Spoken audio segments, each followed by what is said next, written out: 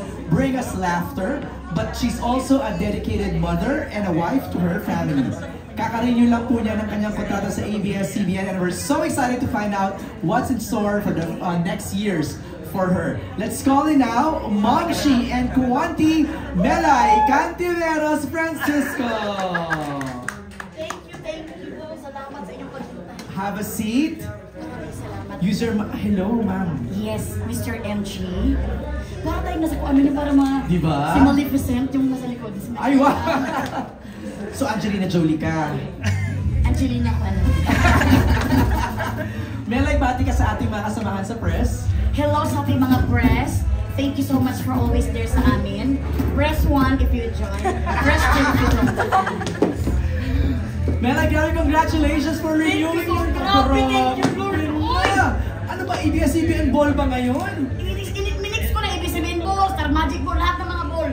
Ay! Kinuan ko na, inisa ko na kasi grabe itong contract signing na ito. Bakit? Kasi may pera dito. Anong pakiramdam sitting next to the bosses and then signing your contract?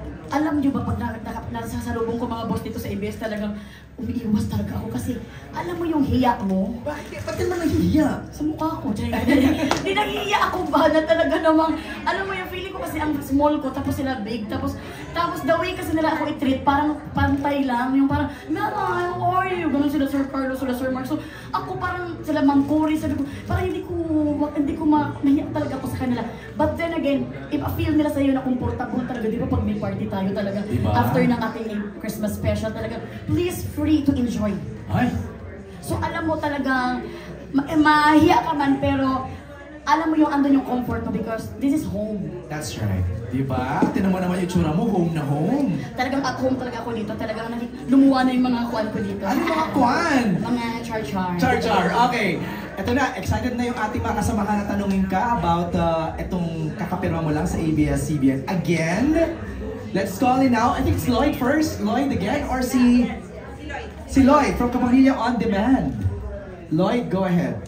Hey, Melay. Hello, Lloyd. How do you feel po about being a part of Star Magic po family for approximately 15 years? 15 years na ba? 15 years na talaga ako. Ay, grabe na. Grabe na talaga. Pwede bang add na lang ako? 20 years. Di ako sobra akong talagang overwhelmed. Dahil kahit kailan hindi sila talaga nagtiwala, hindi sila parang napagod. Talaga yung tiwala nila full blast talaga. Ako naman, wala na akong tiwala sa sarili ko. Gusto ko nang umuwi ng Jensen, magtinda na ako ng tuna doon.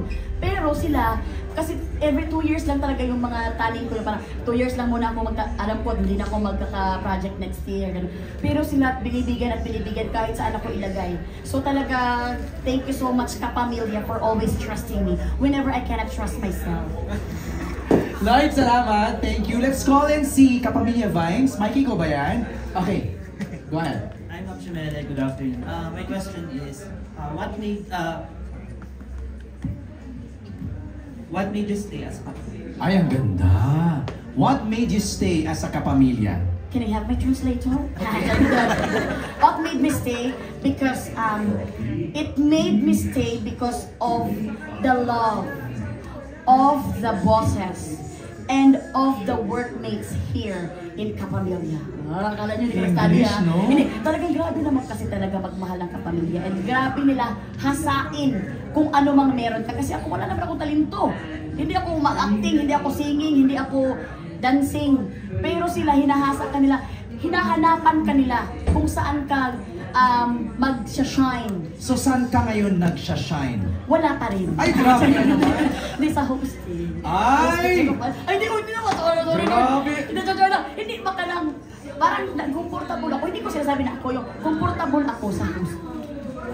So, doon ako parang happy na ako wala na akong masabi pa ko. Thank you, Kapamilya. Grabe, thank you. 15 years as a Kapamilya. Yes, 15 years as a Kapamilya, and what can I ask for more?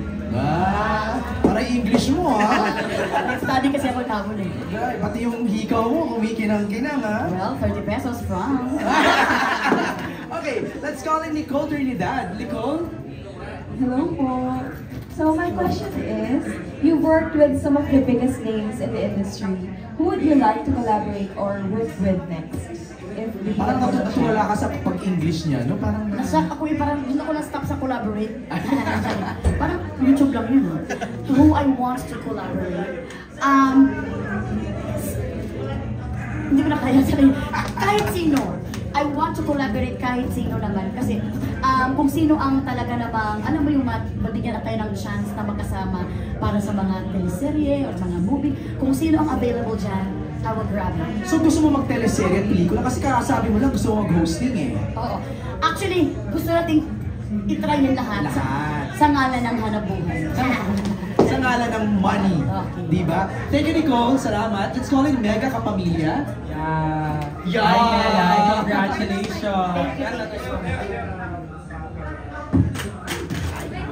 Sorry. Okay, Mela, my question is, what is the unforgettable thing that happened to you since you became a Star Magic artist? Ang dami niyan kasi 15 taon. Pero sa top of your mind right now, ano yung hindi mo makakalimutan? Grabe pala yung mga president from New York pala to sila, no? English lang yun pala, Ay, New Yorkers. Hindi, ang hindi ko makalimutan talaga sa stay ko dito sa Kapamilya is syempre, tatlo yan eh. Unang-una yung pagkapanalo ko sa Pinoy Big Brother, yun ang nagbukas talaga ng pinto sa akin dito sa Kapamilya. Ang una pala din hindi ko makalimutan nung nanalo ako, sinabihan ako ni Sir Gabi. Ano sabi? Sir Gabi Lopez, sabi niya, kung may problema kayo at kung may mag-aapi sa inyo, mag-aapi, sabihin nyo lang sa amin. Sinabi talaga na Sir Gabi Lopez. So ano naramdaman mo nun? I feel na, agad. Tapos sabi ko agad, Daddy? Kaya hindi ako anak. Kaya sabi ko, oh sir. So talagang number 2, yung binigyan ako ng magandang buhay talk show, morning show. Kasi bibigyan ka ng morning show, hindi basta-basta yun. Sa the best pa na network, morning show na talaga namang nandun sila, Miss Chris Aquino, pinagkatiwala sa iyo. So talagang doon ako sino naman ako doon. Hindi pa nga ako doon ganun ka bihasa sa hosting, pero pinagkatiwala sa akin. Kaya sabi ko, Lord, grabe talaga ang Kapamilya magtiwala sa akin. Kaya thank you so much. Pangatlo, itong aking sitwasyon ngayon na sobrang akong thank you, Lord, na nakakuan ako dito ng, yung act na nanalo ko sa AA. Yes, yung nanalo ko sa AA na talaga namang walang nag-expect, kahit ako wala din nag-expect. Kaya nung nangyari yun, talagang na-shock lahat, so sobrang shock nila, talagang nanahimik na lang sila. Bakit ako nanalo? Parang gano'n. So, thank you so much, Lord, at thank you so much din dahil hindi ako mapupunta doon kung hindi sa Kapamilya na binigyan ako ng tiwala, pinag-expose ako sa lahat ng mga kinds of fields na acting, hosting, and dancing. Alright, before I call in si Nella ulit na magtatanong for ABS-CBN Films, narinig ko si Chris daw magbabalik for ready ka na bang mag-guesting? Kasi sinabi mo second honor lang siya. Laging talaga si Chris Lawrence laging si Miss Grace, ang ninang namin talaga sa kasal. Oo nga. Is nagbabalik, thank you Lord na talaga namang andito na siya sa Pilipinas at maraming masaya. And may balita na tayo, di ba na may mga... Di ba may pinaplano na? Pinaplano, thank you Lord. Basta kami na kaibigan ni Miss Chris, andito lang kami lagi sa'yo ninang Miss Chris. And basta kung kailangan mo kami, just call us and we'll be there. Okay, thank you Bella. Nicole Trinidad? Yeah, I called her na. Nella na, si Nella. Hello. My question is, aside from comedic roles, is there any type of character you would like to portray in movies? Oo nga, I'm curious. Ako siguro, aside sa comedic roles, actually gusto ko din yung talagang magkaroon ako ng para akong nanay, tapos dedicated na nanay sa anak ko, and then yung anak ko parang nagkaroon ng mga movie. Diba yung may mga movie dati sa mga Amerika na kinuha yung anak nila, tapos ikaw sumbong ka sa mga pulis pero walang naniniwala ng pulis, kaya ilalagay mo sa kamay mo ang pagbabalik ng anak mo. So gusto ko para maging action. Kasi ang pagmamahal kasi ng isang nanay talaga namang todo-todo, lalabas yan beyond. So talagang gusto ko maging parang action na nanay. Action pa? Paano yung kanina? Ayaw. Parang aswang. Hindi pala action. Horror. Hindi. Action pala. Action. Mukha lang aswang yung nag-portray. Okay. Thank you, Nella. Salamat. K-Pex ulit. We have Daniel. Congratulations, Melay. Mike? Daniel? Mike? Congratulations, Melay. So, ang question ko is, are you open to accepting roles again on TV? for example, sa teleserye? And what type of role or project sa tingin mo makakapagpabalik sa'yo on TV? I'm always open. And, China. Teleserye, sorry. Ano? Nalilinya ka sa hosting. Oh, yes. Oh, no problem. Don't sorry. I will be the one to sorry. Sorry. I'm open naman kung ano yung mga bibigay sa akin ng kuan. Pero this moment of time, ini-enjoy ko kasi ang hosting. Kaya parang napansin niyo ako ng teleserye kasi ini-enjoy ko yung parang mga offer na hosting na thank you Lord talaga naman na nabibigyan ako ng time sa mga anak ko.